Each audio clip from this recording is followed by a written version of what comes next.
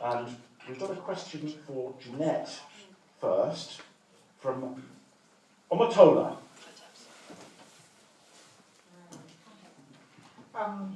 London voted against Brexit, but are migrants placing a strain on its resources?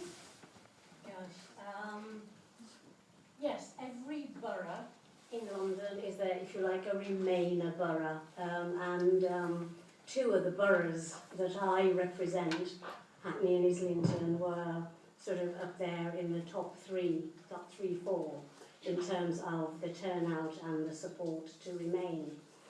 And I can tell you from that campaign, what I found was such a lot of misinformation, and they came from older Londoners, and they had taken on board this myth that Europeans or the outsider is a drain on London. And I was able to say some of the work that I did on the Assembly, both during the first mayoralty of a Labour mayor and the second mayoralty as under Boris Johnson, both of them had something in common with me, and that was they understood and saw the facts, and that is without Europeans, without citizens from the rest of the world, then London would not be in the state it is. And don't forget, if London isn't thriving, the country isn't thriving.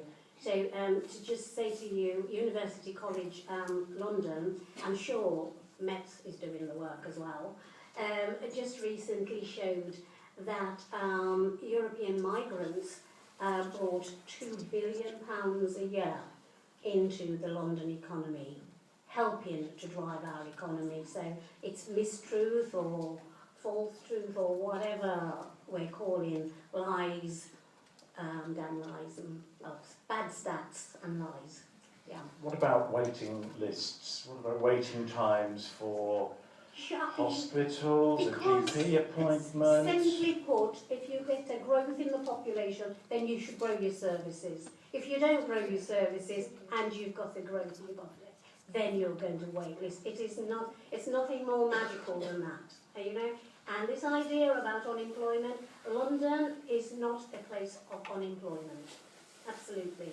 So you can attest for unemployment. It was relevant in my parents' day and now. You can walk out of a job and you can find work the next week or so. So it's not a fact that people are being kept out of the market. It is the case that we have been neglectful of some communities and some localities in London, and so that you will find areas where people are underskilled because the education offer or the higher education offer hasn't been there, further education offer hasn't been there. But it is a total lie that EU migrants has had a negative impact on London. Let's just stick with Brexit, because it is a big subject, impacting big time on London. What are the negatives of Brexit in terms of Londoners as you predict them? Well, I can just say to you, I said to your reporters, if 2020, whatever date, plus the next day, EU migrants and migrants from the rest of the world working in our NHS and our care services were to leave, then we would find ourselves absolutely in the pits. We could not function. That is the bottom line. So it is not going to happen. It is not going to happen. And can I just tell you quickly, I was in Edinburgh last Friday, we were talking about this in terms of its impact on London and the devolved bodies. And you know now what we will have in 2020 is not a Northern Ireland border with ERA, but an UK-EU border. And of course it will meander and go around. But